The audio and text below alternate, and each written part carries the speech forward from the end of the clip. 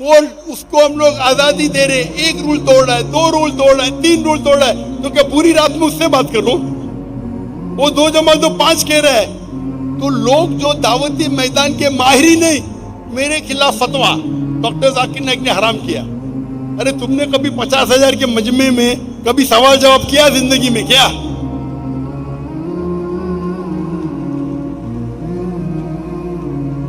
खुद तो नहीं करते, दूसरों को करने भी नहीं देते। ये हाल है अपने मुसलमान का आज। खुद तो करते ही नहीं, अपने टेलीविजन पे वीडियो रिकॉर्डिंग करते। वो जाकिर नाइक ने हराम किया, उदू इला सबीली रब्बिका बिल हिकमा। वो जाकिर नाइक जानते नहीं हदीस में क्या लिखा है। वो टेलीविजन के सामने बात करना तो आसान, मैदान में आके बात करो ना, मर्द के बच्चे। तो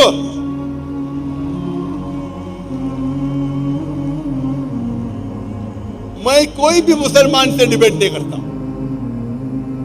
कोई भी मुसलमान से मैं डिबेट करना भी नहीं चाहता हूं, कोई फायदा ही नहीं। आप दावत में आओ, आप बुलाओ मजमा, आप 50,000 लोग को बुलाओ और तकबुर देखो। डॉक्टर देखो, मैं एक चीज मानता हूं, मेरे जो जिससे मैं मुतासिर हुआ, डॉक्टर अहमद दीदा साहब को मैंने पहली बार पूछा था। मैं उस टाइम मेरी उम्र थी 22 साल की, 22.5 साल। मैं बोला, Sheikh uncle, why are you so aggressive? Aggressive मतलब उर्दू में क्या कहेंगे, आप इतने भड़कीले क्यों हैं, आप भड़कते क्यों इतना? तो दीदा साहब ने क्या कहा, मैं भड़कता नहीं हूं, मैं मिलिटेंट हूं, मुजाहिद हूं, मुजाहिद मिलिटेंट।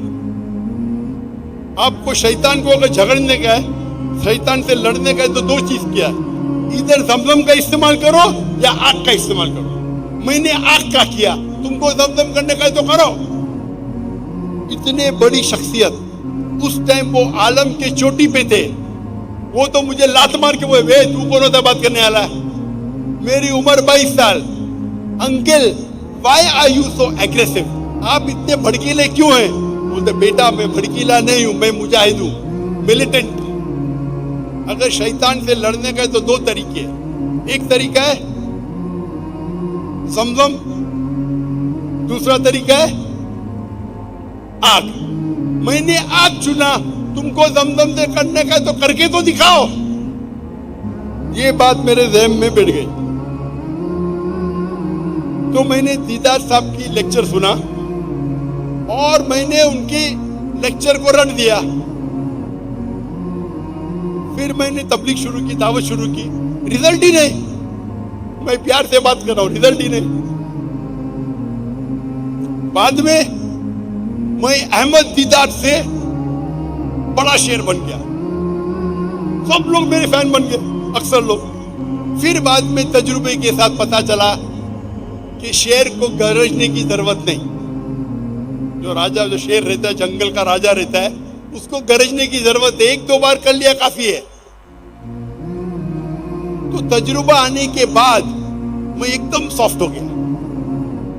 लेकिन जरूरत है तो मैं कहता हूं मेरे तुलबा से, मेरे स्टूडेंट से, आपको गरजने की जरूरत नहीं, जरूरत पड़े तो गरजो। तो मेरा ये मौक़िफ़ है, मैं कहता हूं हमेशा गैर मुस्लिम से प्यार से बात करो, हिकमत से बात करो। लेकिन अगर वो नाजायज फायदा उठा रहा है, उसको प्यार से समझाओ। नहीं समझता है तो जरा ऊंची आवाज में, वो समझ रहे नहीं था।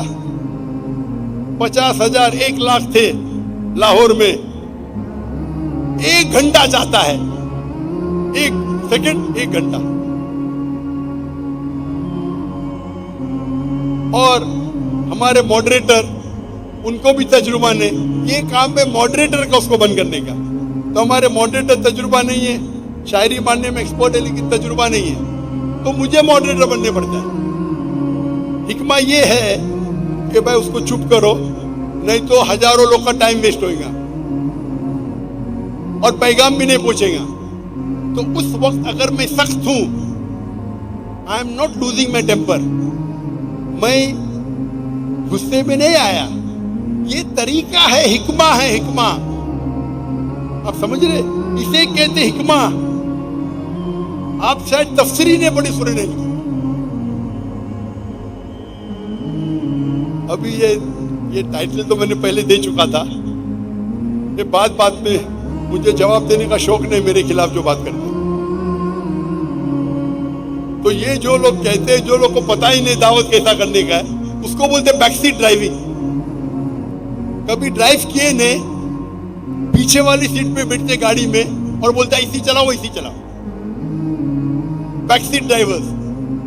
अरे मैदान में तो बोलो भाई मैंने गैर मुसलमान से बात किया, मैंने हिकमत से बात किया, इतने लोग मुसलमान बन गए।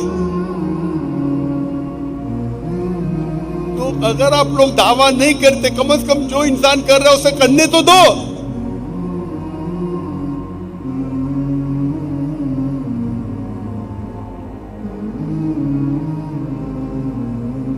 मैं आपसे ये कहना चाहता हूं, तजुर्बे के साथ इंसान और बेहतर बनता है। मैं मानता हूं जब मैं और जवान था, 30 साल 35 साल भड़कीला था, अभी मुझे भड़काना बहुत मुश्किल है। डॉक्टर जाकिर नाइक को भड़काना बहुत मुश्किल है। ये आपको समझता है, अगर मैं ऊंची आवाज से बात कर रहा हूं ताकि मुझे रिजल्ट मिले, ये अल्लाह कहता है मुझे करने के लिए। अगर इब्राहिम अलैहिस्सलाम ने बुत तोड़ा, क्यों तोड़ा? हिकमत थी। तो मैं भी अगर ऊंची आवाज से बात किया हूं वो ईसाई के साथ, उसका मतलब नहीं कि मैं भड़क गया, अरे डॉक्टर जाकिर नाइक अभी ज़ईफ हो गए। तजुर्बे के साथ इंसान और माहिर बनता है माशाअल्लाह। तो अब पहले मेरे तकरीर देखेंगे, अभी तकरीर देखेंगे, जमीन आसमान का फर्क है। अभी तजुर्बा है, अल्लाह की मदद और आ रही है। तो अल्लाह ताला फरमाते हैं कुरान मजीद में सूरह नहल में सूरह नंबर 16 आयत नंबर 43 और सूरह नहल सूरह नंबर 21 आयत नंबर 7 में, फस्अलू अहले ज़िक्री इन कुंतुम ला तालमून। अगर आपको नहीं पता है तो माहिर से पूछिए। ये ड्रोन को जरा साइड में करेंगे। ड्रोन कभी भी सेंट्रल एक्सिस में नहीं आना चाहिए। आप अपने ड्रोन को बीच में लेके आ रहे, बाकी 10 कैमरा सामने वो खराब हो रहे। आपका डायरेक्टर कौन है? ड्रोन को लेके आओ, लेकिन सेंट्रल एक्सिस कभी क्रॉस नहीं होना चाहिए। ऊपर से आया चलेगा, नीचे आया चलेगा, लेकिन सेंट्रल एक्सिस को आप क्रॉस करेंगे तो आप खुदगर्जी कर रहे हैं। 10 कैमरा को आप खराब कर रहे आपके एक कैमरा की वजह से।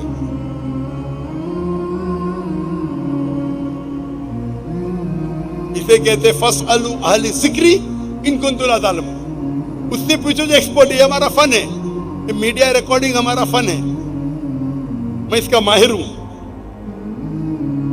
वो कैमरा पे शूट कर रहा है, उसका शॉट अच्छा आएगा, लेकिन बाकी 10 कैमरा खराब कट जाएंगे।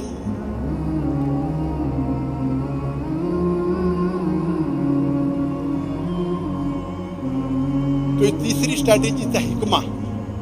तो हिकमा मतलब वो चीज करो जो सबसे बेस्ट है। और दावा के तरीके जो तकरीरें इतनी लंबी हो सकती है। जो हम ट्रेनिंग करते 33 दिन तक ट्रेनिंग करते हैं, और हर रोज तकरीबन 10 से 12 घंटे।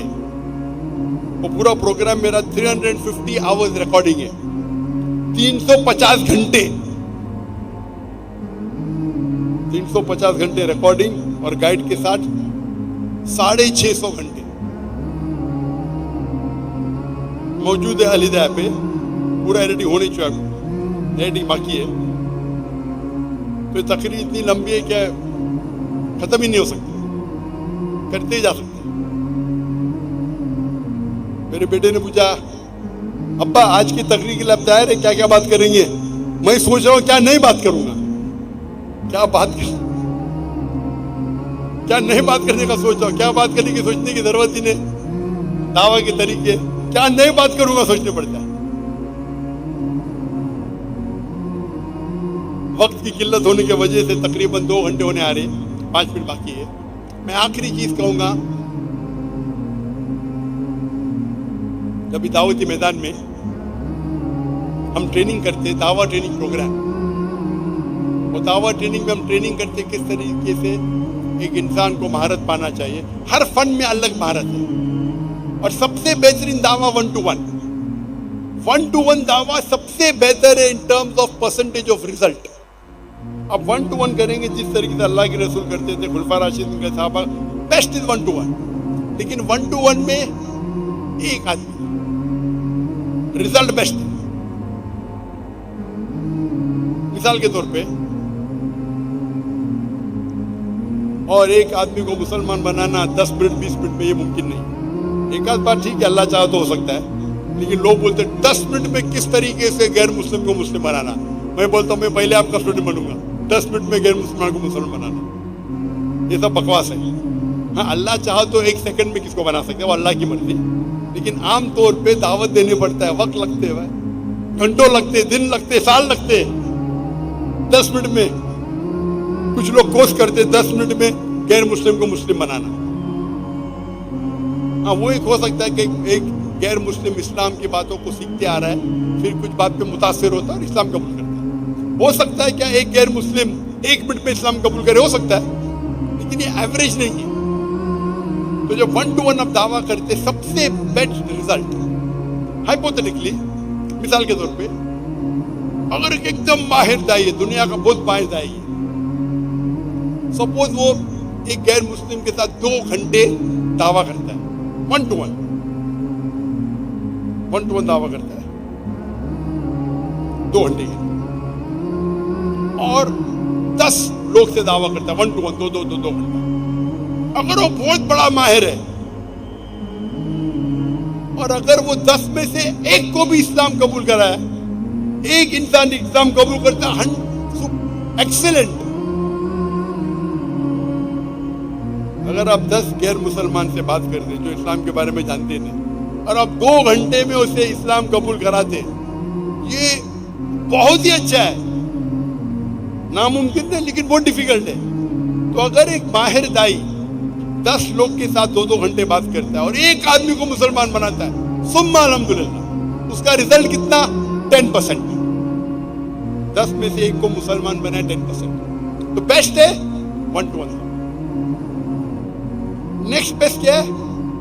आप दावा कर रहे ग्रुप में 25 लोग के, 100 लोग के। जब छोटी ग्रुप है, आप करीब है, तो रिजल्ट और अच्छा है। छोटी ग्रुप में आप बैठे कमरे में, टेबल पे बैठे 10 लोग, अगर ऑडिटोरियम में बैठे 1000 लोग, वो 10 लोग जो कमरे में बैठ के आप डिस्कस करते, वो बेहतर है बनिस्बत 1000 लोग के ऑडिटोरियम में। या माशाअल्लाह मजमा है 50,000 का, लेकिन पहली रो इतना दूर है, सिक्योरिटी इतनी दूर है कि मेरा 1 to 1 कांटेक्ट ही नहीं है, तो इंपैक्ट कम हो रहा है। मेरे तकरीर भी इंपैक्ट कम है, इतना दूर इंसान। तो मेरा उसूल है कि पहली रो नज़दीक होना चाहिए। हम जब 10 लाख के मजमे में तकरीर किया था हिंदुस्तान में, तो पहली रो थी, वो जहाँ कैमरा लगे उधर पहली रो थी, और इसके बीच में, यहाँ तो 3 गुना ज्यादा। यहाँ 50,000 का मजमा, वहां मजमा था 10 लाख का, 20 गुना ज्यादा मजमा। क्योंकि मुकर्रिर को बात करने के लिए कोई तो ऑडियंस चाहिए, कोई तो रिस्पॉन्स चाहिए। तो 1 to 1 बेस्ट है, मे बी 10%। वो अगर 10 लोग के सामने बात करेगा, एक साथ में बात करेगा, 20 लोग है, 20 लोग के साथ बात कर रहा है, एक साथ में बात किया, हो सकता है कि 20 में से 1 मान गए। परसेंटेज कितना है? और वो तकरीर करेगा 20 लोग के, 2-3 तकरीर करता है, तो जब 20 लोग के 1 करता है, 5% रिजल्ट। लेकिन वो जितने लोग सुन रहे, वो 2 घंटे की तकरीर कर रहा है, 10 तकरीर कर सकता है 2 घंटे में। तो अगर एक ग्रुप में 1 करेगा, तो 5 into 10 50 हो जाती है।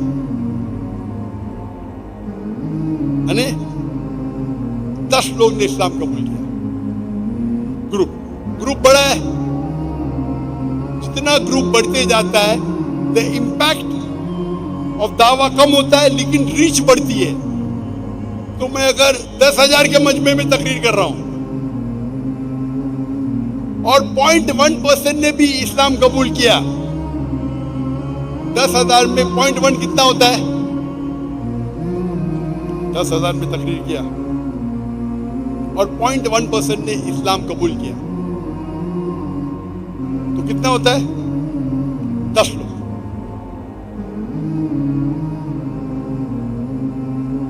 10,000 में 10 लोग के, लेकिन 2 घंटे की तकरीर में 10 लोग मुसलमान हो गए। Percentage 0.01, impact 10 times. वहां 20 घंटे में एक आदमी मुसलमान बनता है। Impact is 10%, result is 1। इसमें मैं 10 लेक्चर देता हूं 1000 लोग को, 10,000 लोग को 10 बार दे रहा हूं, तो 100 लोग इस्लाम कबूल करते हैं।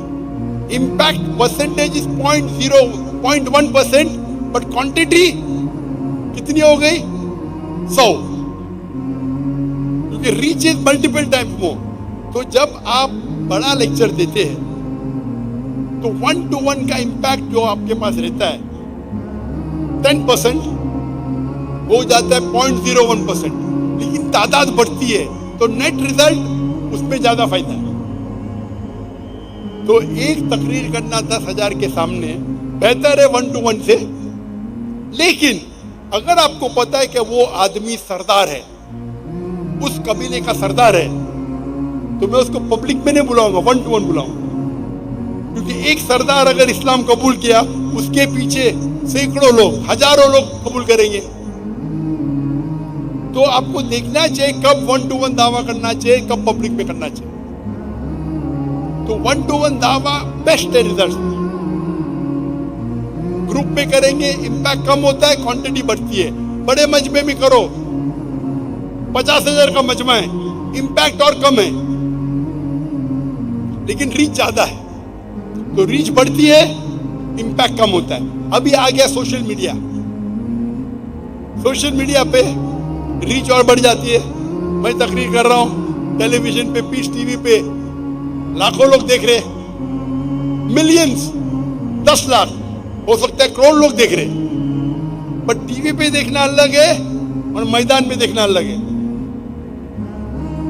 टीवी पे इंपैक्ट अलग है, मैदान में लाइव देखना अलग है।